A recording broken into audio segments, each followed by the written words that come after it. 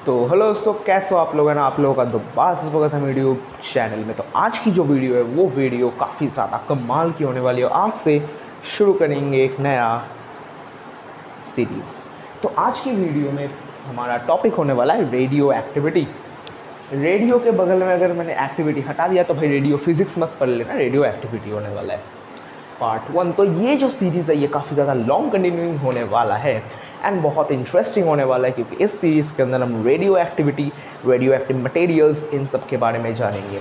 हम जानेंगे nuclear bombs, hydrogen bombs, atom bombs.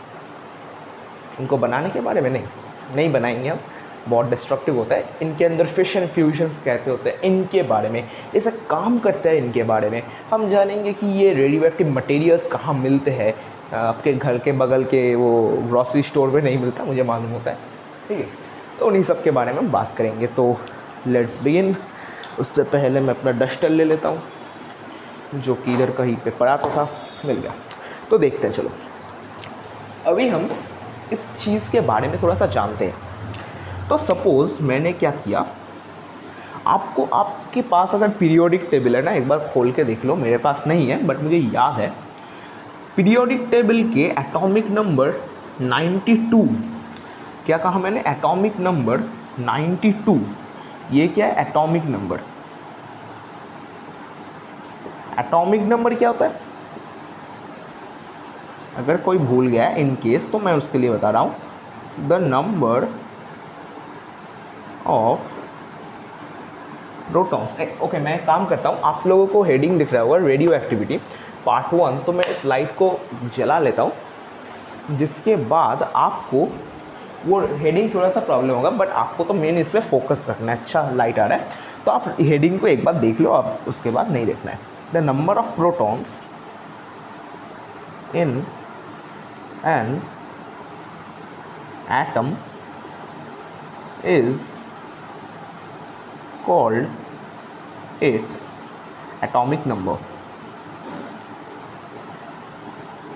is called its atomic number। तो देखो, एक एटम के अंदर जितने प्रोटॉन्स होते हैं ना, उसी को उसका एटॉमिक नंबर कहा जाता है। तो 92 एटॉमिक नंबर मतलब उसके यूरेनियम के, ये एटॉमिक नंबर किसका है? 92। ये यूरेनियम का एटॉमिक नंबर है। तो यूरेनियम के एटॉमिक नंबर का 92 होने का मतलब है यूरेनियम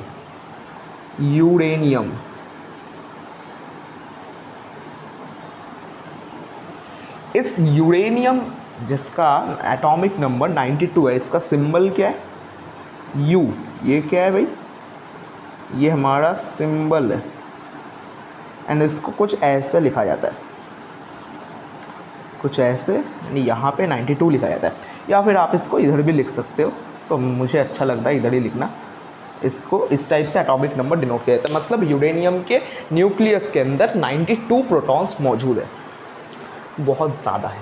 जहाँ पे हमारे हाइड्रोजन के पास एक प्रोटॉन मौजूद है, यहाँ पे यूरेनियम के पास 92 मौजूद है। तो देखो, यूरेनियम जो कि 92 है, ये एक एलिमेंट है जो कि नेचुरली हमको हमारे एनवायरनमेंट में मिलता है, बट आपको आपके घर के बगल के गार्डन में नहीं मिलेगा यूरेनियम, ठीक है।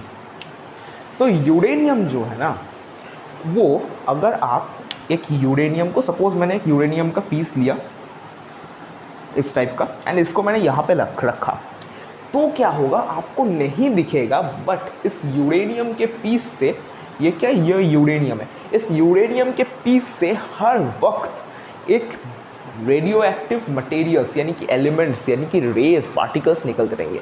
इसी को रेडियो एक्टिविटी कहा जाता है। अब इससे क्या निकलेंगे रेडियो एक्टिव पार्टिकल्स? वो क्या होता है? इससे 3 रेज निकलते हैं, अल्फा रेज, बीटा रेज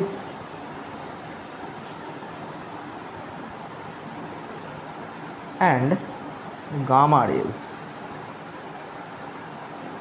या फिर आप इनको पार्टिकल्स भी कह सकते हो। अल्फा पार्टिकल्स निकलते हैं, बीटा पार्टिकल्स निकलते हैं, गामा पार्टिकल्स है, पार्टिकल्स तो मिक्स होकर रेज बनते हैं। ओके, तो देखो, यूरेनियम से हर वक्त, हर माइक्रो सेकेंड, हर मिली सेकेंड, हर सेकेंड, हर मिनट, हर आवर, ये जो 3 रेज है, ये जो 3 पार्टिकल्स है ना, ये निकल रहे हैं। क्यों निकल रहे हैं? इसी को हम कॉजेस ऑफ रेडियो एक्टिविटी कहा जाता है। तो ये जो 3 पार्टिकल्स निकल रहे हैं ना, इन्हीं तीन पार्टिकल्स को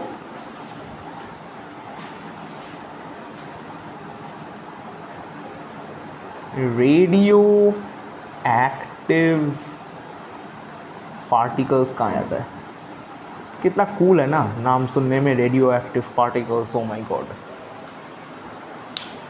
कूल है। ठीक है, इन्हीं 3 पार्टिकल्स को, ये इंटीग्रेशन का साइन नहीं है, ठीक है, ये पार्टिकल्स का एस है।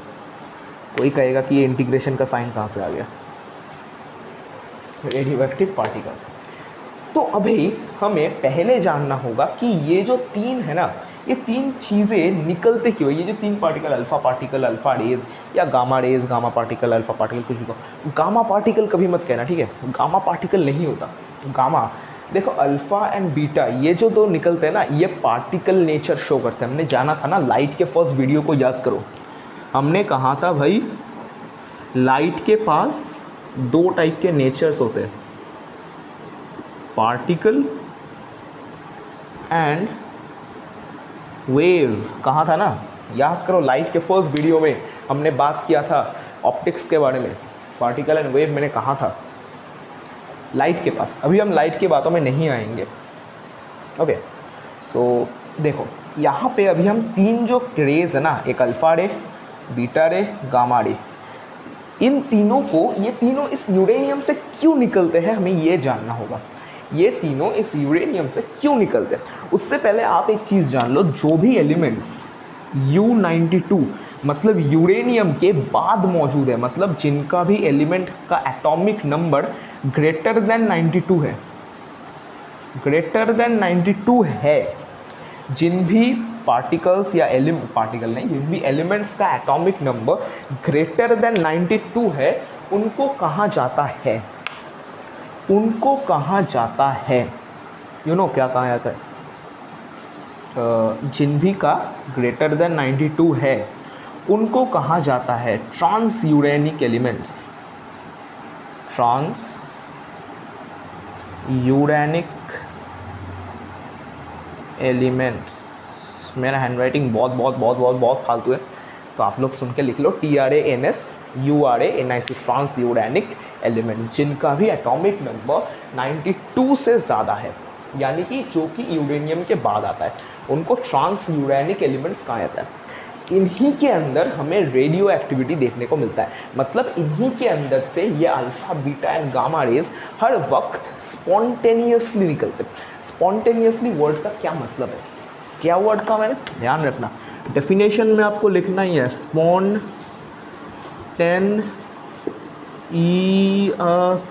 इस वर्ड को आपको मेंशन करना ही होगा डेफिनेशन के अंदर। जब आप डेफिनेशन दोगे तब, स्पॉन्टेनियसली का मतलब है यूरेनियम के अंदर से स्पॉन्टेनियसली रेडियो एक्टिव पार्टिकल्स या रेज निकल रहे हैं। इसका ये मतलब है कि आप इस यूरेनियम के इस रेडियो एक्टिविटी निकालने को आप नहीं रोक सकते या नहीं कंट्रोल कर सकते, ओके। आप रोक नहीं सकते आप, या उसके एमिशन को या उसके डिसिपेशन को आप कंट्रोल नहीं कर सकते, इसी को स्पॉन्टेनियसली कहा गया, ओके। अब देखो हम बात करते हैं कि 3 जो रेज है ना, जो कि मैंने कहा था, ये rays alpha rays, beta rays and gamma rays, ये निकलते क्यों है, देखते चलो देखते हैं क्यों निकलते ये। बहुत प्यारा फिजिक्स है, इसके अंदर केमिस्ट्री भी ढेर भर के पड़ा है, ठीक है, ध्यान से समझना, बहुत काम का है।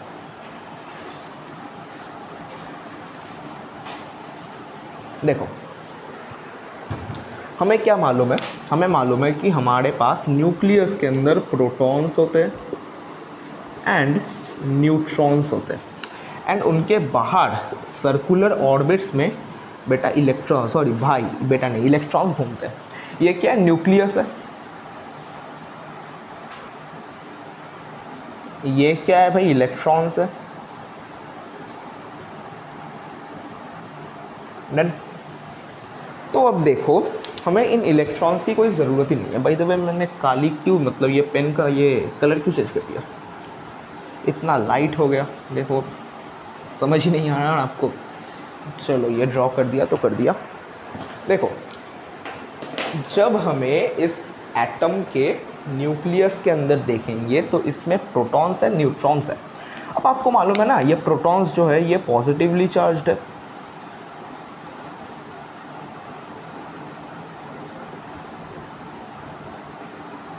एंड ये जो न्यूट्रॉन्स है ये न्यूट्रल है।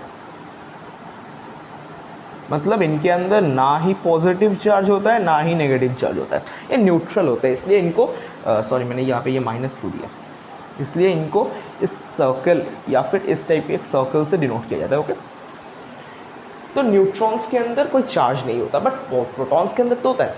अब आप सपोज करो कि मैंने कहा था ना यूरेनियम के अंदर उसका एटॉमिक नंबर 92 है, मतलब उस यूरेनियम के एक एटम के अंदर जो न्यूक्लियस प्रेजेंट है उस न्यूक्लियस में ऐसे 92 प्रोटॉन्स है, एंड उसका जो मास नंबर होता है वो 238 होता है यूरेनियम का। किसका? यूरेनियम का मास नंबर 238 होता है। तो अगर हम इसको सब्सट्रैक्ट करते हैं, यानी कि देखो अब 92 आपके पास प्रोटॉन्स है, तो उस एटम के अंदर 92 इलेक्ट्रॉन्स भी होंगे, तो ही तो वो एक स्टेबल एटम बनेगा ना। मतलब उसके पास वो कोई आयोन नहीं होगा, वो एक एटम होगा। आयोन तो हो जाएगा जब सपोज एक एटम बढ़ गया, या सॉरी एक इलेक्ट्रॉन बढ़ गया, या एक प्रोटॉन बढ़ गया, तब होगा ना, आयोन फॉर्म होगा। अगर हम 238 माइनस 92 करते हैं तो देखो 6 4 1 146 न्यूट्रॉन्स मिलते हैं। मतलब इसके अंदर इन टोटल 92 प्रोटॉन्स है एंड 146 न्यूट्रॉन्स। अगेन देखो प्लस 92, ये देखो यहाँ पे आता है 8 3 2 238। मतलब मास नंबर क्या होता है? Atomic proton number plus neutron number. Proton number क्या होता है? Atomic number. तो हमें न्यूट्रॉन नंबर मिल रहा है 146। ये मैं कह रहा हूँ यूरेनियम के लिए, ध्यान रखना 146 न्यूट्रॉन नंबर मिलता है, ठीक है, न्यूट्रॉन नंबर 146। तो अब मैं कहूँगा कि देखो भाई, एक न्यूक्लियस के अंदर जब ये सब होता है ना, ध्यान से समझना, जब ये सब प्रेजेंट है ना, तब प्रोटॉन्स भी है, हमारे पास न्यूट्रॉन्स भी है। अगर हम एक न्यूक्लियस को ऐसे कंसिडर करते हैं तो प्रोटॉन्स है, बहुत सारे न्यूट्रॉन्स भी है, ऐसे बहुत सारे हैं ना, सॉरी इलेक्ट्रॉन्स कहाँ से आ गए, ऐसे बहुत सारे हैं ना, हर तरफ हर तरफ हर तरफ हर तरफ हर तरफ हर तरफ हर हर हर तरफ हर तरफ हर तरफ हर तरफ हर तरफ, इधर उधर इधर उधर उधर इधर उधर फैले हुए, इधर उधर फैले हुए, हर तरफ फैले हुए protons, electrons, protons and neutrons हर तरफ फैले हुए। तो आप देखोगे कि प्रोटॉन जो पार्टिकल्स होते हैं ना, वो एक दूसरे को रिपल करेगा। क्या है? रिपल करेगा, क्योंकि हमने तो जाना था ना कि positive charges ripple each other.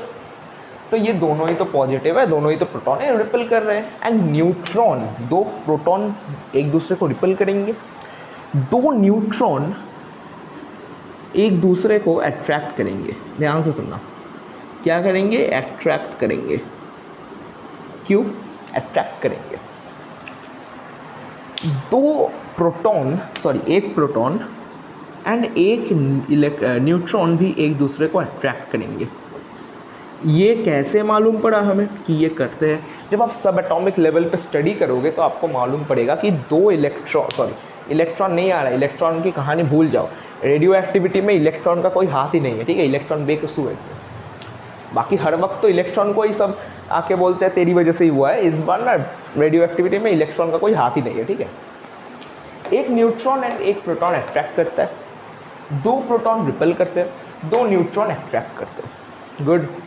तो आप देखोगे कि अगर बहुत ज़्यादा बढ़ जाए ना ये, तो इनके बीच का जो रिपल्शन फोर्स है या अट्रैक्टिव फोर्स है, ये भी बहुत ज़्यादा बढ़ जाएगा इसके अंदर, एक न्यूक्लियस के अंदर। तो जब, ध्यान से सुनना, जब neutron numbers, sorry neutron spelling क्या, न्यूट्रॉन छोड़ो, मैं कुछ भी निकला हूँ, न्यूट्रॉन आई थिंक गलत भी लिख रहा हूँ मैं, हर बार न्यूट्रॉन स्पेलिंग भूल जाता हूँ। न्यूट्रॉन बाई प्रोटॉन,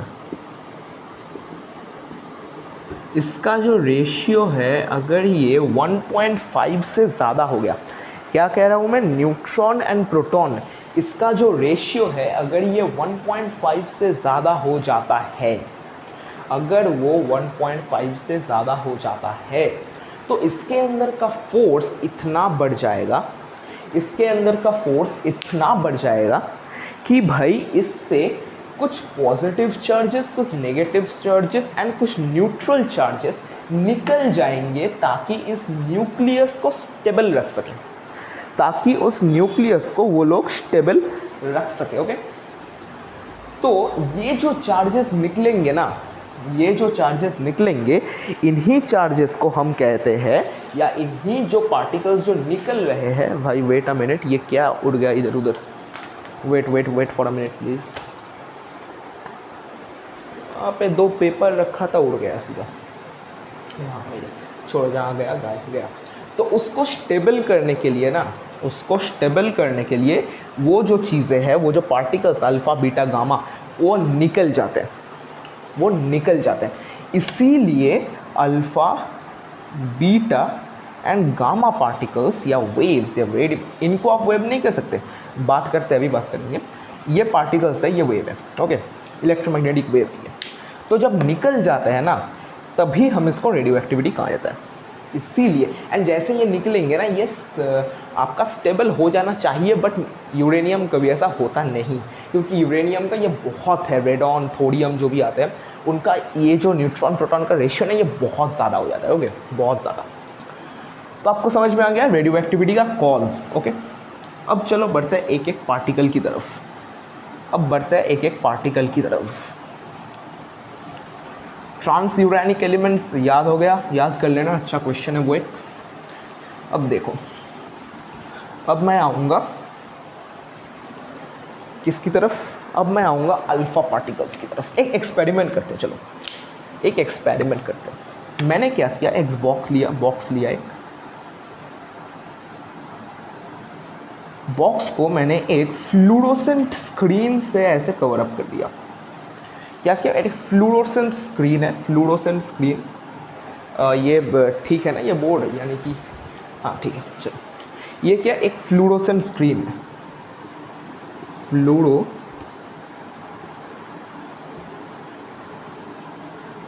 गलत,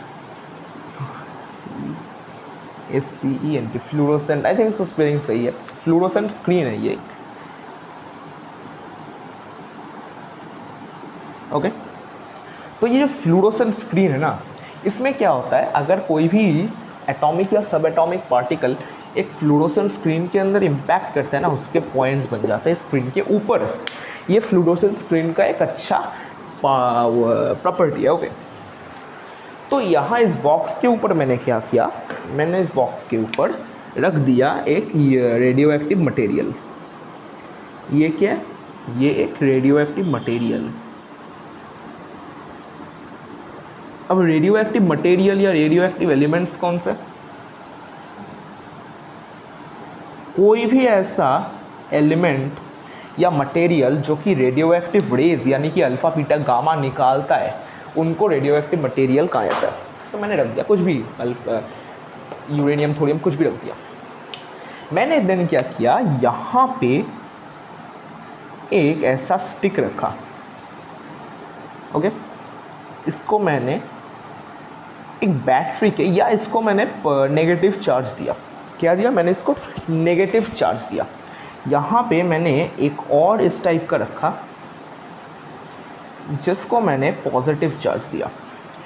तो मैं देखूँगा या हम देखेंगे या आप लोग देखोगे, आप लोग ऑब्जर्व करोगे कि फ्लूरोसेंट स्क्रीन पे ना ये जो रेडियोएक्टिव पार्टिकल है ना, इससे एक रे ऐसे सीधा जाएगा, एक रे हमारा कुछ ऐसे जाएगा एंड एक रे हमारा कुछ ऐसे जाएगा। ये जो रे जो कि ऐसे एरो देंगे हम, जो कि नेगेटिव इस इलेक्ट्रोड की तरफ गया ना, ये अल्फा रे है। जो सीधा निकल गया ये हमारा गामा रे है। एंड ये जो बाएं की ओर यानी कि इस पॉजिटिव, ये तो हर तरफ नेगेटिव है ना, हर तरफ देखो ये नेगेटिव है, नेगेटिव इलेक्ट्रिक फील्ड क्रिएट कर रहा है। एंड यहाँ पे ये पॉजिटिव इलेक्ट्रिक फील्ड क्रिएट कर रहा है। है ना। तो ये गया एंड जाने के बाद ये जो रे जो कि बाएं की ओर यानी कि पॉजिटिव की ओर मुड़ गया, वो है हमारा बीटा रे, बीटा पार्टिकल। तो ये गामा सीधा क्यों गया भाई, आएंगे जब इन तीनों के प्रॉपर्टीज़ पे आएंगे तब हम जानेंगे कि ये गामा सीधा क्यों गया। एक काम करते हैं, चलो लेट्स एक काम करते हैं, आज आपको मैं the most important gamma ray की जो प्रॉपर्टीज़ है वो बता देता हूँ। अल्फ़ा बीटा थोड़ा बड़ा है, तो आज का वीडियो तो ऑलरेडी अराउंड 20 मिनट का हो ही चुका है। तो मैं आपको एक काम करता हूँ, मैं आपको जो गामा रे का जो नेचर है, जो प्रॉपर्टीज़ है ना, वो मैं बता देता हूँ। ओके, तो देखो ये क्या हुआ, इससे हमें साबित हुआ कि जो अल्फ़ा रेज है ना, अब हम इजीली कह सकते हैं कि अल्फ़ा रेज नेगेटिव की ओर क्यों गए। भाई अल्फ़ा रेज नेगेटिव की ओर इसलिए गए क्योंकि अल्फ़ा रेज ना पॉजिटिवली चार्ज होता है, पॉजिटिव नेगेटिव अट्रैक्ट करता है। बीटा रेज पॉजिटिव की ओर मुड़े क्योंकि बीटा रेज नेगेटिवली चार्ज है and beta negative positive attract करता है। एंड गामा रेज सीधा निकल गया क्योंकि वो न्यूट्रली चार्ज है, मतलब उसके अंदर कोई चार्ज ही नहीं, वो चार्जलेस है। गामा रे ना बहुत प्यारा रे है, मुझे बहुत पसंद है, मैं पर्सनली कह रहा हूँ, मुझे गामा रे बहुत पसंद है। ओके, तो एक काम करते हैं, चलो फटाफट हाथ ताली देते हैं एंड देखिए इसको रब करते हैं। गो, लेट्स गो, हो गया, इतनी जल्दी रब कर दिया। ओके, देखो पहले मैं गामा रे के नेचर को लेके बात करना चाहूँगा। गामा रे के नेचर को लेके यही हमारा फर्स्ट एंड लास्ट होगा, मतलब नेक्स्ट जो अल्फ़ा बीटा बहुत कुछ आएगा, उनका नेचर, फिर कैसे हमारा डिफ्लेक्ट लॉ होता है उनका नेचर, देन हमारा अपोजिट नेचर होता है, बहुत कुछ आएगा। ठीक है, तो पहले देखते हैं गामा। इसका जो पहला नेचर हम जानेंगे वो है कि ये न्यूट्रली चार्ज्ड है। इसका कोई चार्ज नहीं है, ना इसके पास पॉजिटिव चार्ज है ना इसके पास नेगेटिव चार्ज है, ये ना न्यूट्रली चार्ज्ड है। ये क्या है, ये क्या मेरे हाथ से बन रहा है, छोड़ो बन रहा है बनने दो। ओके, न्यूट्रली चार्ज्ड है। दूसरा हम नेचर क्या जानते हैं, ये जो गामा रे है ना, ये बहुत ज़्यादा प्यारा है, पता है आपको क्यों? क्योंकि ये गामा रे जो स्पीड है ना, यानी कि वेलोसिटी है गामा रे की, वेलोसिटी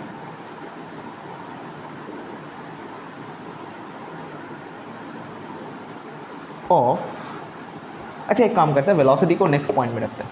अभी इसका एक इम्पॉर्टेंट चीज़ डिस्कस कर लेते हैं कि इसका नेचर क्या है, यानी कि इसका नेचर क्या है, ये वेव है या पार्टिकल है। ये इलेक्ट्रो मैग्नेटिक वेव है, ठीक है।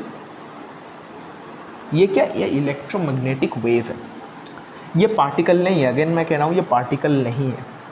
अब ये वेव है तो क्या है, अगर ये वेव है तो इसका तीसरा नेचर है कि ये मासलेस है, मासलेस। चौथा नेचर मतलब इसके अंदर कोई मास नहीं है, गामा रेज या गामा रेज का कोई मास नहीं होता, ये चार्जलेस है, जो कि मैंने ऊपर भी लिखा है, ये दोनों पॉइंट सेम ही है। पांचवा क्या है, पांचवा बहुत इंपॉर्टेंट है, बहुत इंपॉर्टेंट है पांचवा, क्या बहुत इंपॉर्टेंट है पांचवा। पांचवा है भाई, ध्यान से तो ना, एकदम ध्यान से सुनना। पांचवा है कि the velocity of gamma ray is equal to the velocity of light.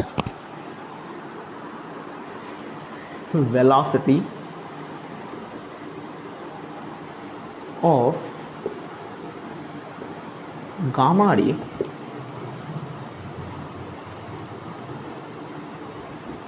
is equal to the velocity of light। अभी मैं एक बात बताना चाहता हूँ आपको, आप लोग वेलोसिटी मतलब जानते हो, आपको मैं दोबारा बता दूं कि वेलोसिटी हर एक चीज़ का ना, इस टाइप के फिजिक्स में आपको एयर में या वैक्यूम में मेजर करके दिया जाता है। मतलब गामा रे की वेलोसिटी क्या है, दैट इज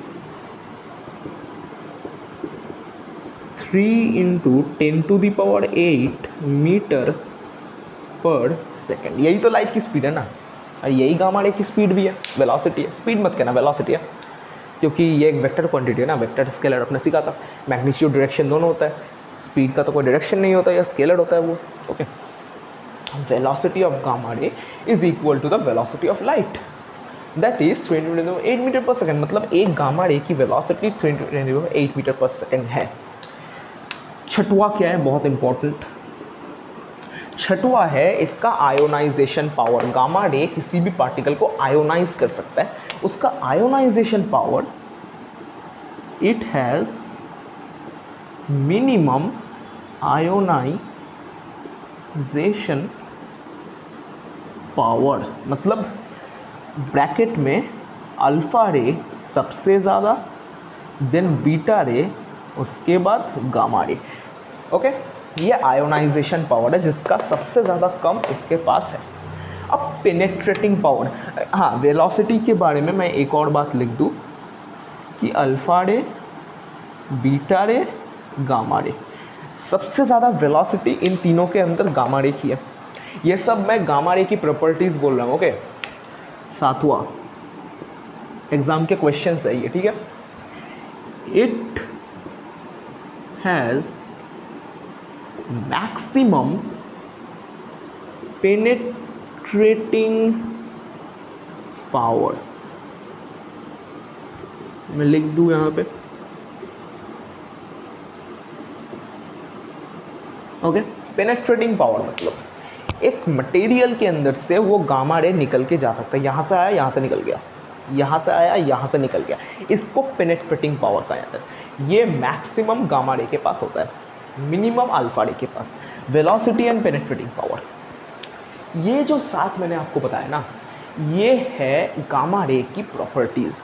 अब मैं एक बात बताऊँ आपको, चलो आठवां भी एक लिख लेता हूँ। आठवां मैं एक काम करता हूँ, इनको मैं पूछ देता हूँ। गामा रे के one of the most important matter, मतलब गामा रे के रिगार्डिंग, वो है कि गामा रे, क्योंकि एक इलेक्ट्रोमैग्नेटिक वेव है, मैंने लिखा था ना, वो एक इलेक्ट्रोमैग्नेटिक वेव है, तो उसका जो वेवलेंथ है ना, वेवलेंथ मैं आपको पढ़ाया नहीं है मैंने, आपको मालूम नहीं होगा, फिर भी आप जान लो, गामा रे का जो वेवलेंथ होता है किसका, गामा रे का, वो वैरी करता है 10 to the power -10 to 10 to the power -13 metre के बीच। आपको जब पढ़ाऊँगा आप मालूम पड़ जाएगा कि ये क्या होता है, वेवलेंथ क्या होता है, 10 to the power -10 to 10 to the power -13 metre के बीच। क्योंकि ये मासलेस है एंड इसका वेवलेंथ इतना कम है एंड इसके पास की वेलोसिटी ऑफ लाइट है, तो इसके अंदर जो फोटॉन पार्टिकल्स मौजूद है ना, अरे वेव है तो फोटॉन पार्टिकल होगा ही ना, फोटॉन पार्टिकल मौजूद है, उनका पेनेट्रेटिंग पावर बहुत ज़्यादा है, क्योंकि उन फोटॉन पार्टिकल के अंदर एनर्जी बहुत है। ओके, इसीलिए इसका पेनेट्रेटिंग पावर मैक्सिमम होता है, तो ये बहुत इम्पोर्टेंट है। एंड गामा रे को अभी हम यहाँ पे ख़त्म कर सकते हैं। ओके दोस्तों, तो चलिए आज के वीडियो को यहीं पे एंड करते हैं। मुझे थोड़ा सा जल्द, मतलब एक जगह पे जाना है मुझे, तो मैंने सोचा था कि अल्फ़ा बीटा भी करवा दूंगा। अल्फ़ा बीटा नेक्स्ट वीडियो में होगा, एंड नेक्स्ट वीडियो में अल्फ़ा बीटा के साथ साथ पार्ट 2 होगा, मतलब पार्ट 2 तो ऐसे भी होगा, अल्फ़ा बीटा के साथ साथ I think fission and fusion भी हो सकता है। ओके, तो चलो दोस्तों, मिलते हैं नेक्स्ट वीडियो में, तब तक के लिए बाय, सी यू। और नोट्स आपको, हाँ वो मैं डायलॉग रोज का बोलना भूल गया, एक बार बोल देता हूँ कि आपको अगर कोई भी प्रॉब्लम आ रहा है तो ईमेल एड्रेस है हमारा llphysics999@gmail.com, नीचे डिस्क्रिप्शन में है, आप वहाँ पे जाकर हमें मेल कर सकते हो। एंड अगर आपको नोट्स चाहिए, PDF चाहिए, क्वेश्चंस चाहिए, बाकी चीज़ वीडियो के लिंक्स चाहिए, तो वो आपको मिल जाएंगे हमारे ऑफिशियल वेबसाइट LL Physics के अंदर। वो उस वेबसाइट का भी लिंक आपको नीचे डिस्क्रिप्शन में मिल जाएगा, वेबसाइट करके आएगा, तो उसमें जाके आप इनके नोट्स कर सकते हो। बाय द वे आपके इनके नोट्स 5 या 2-3 दिन बाद आएंगे, मुझे भी प्रिपेयर करना होता है, मैं अकेले ही करता हूँ। तो चलो दोस्तों, मिलते हैं नेक्स्ट वीडियो में, तब तक के लिए बाय, सी यू।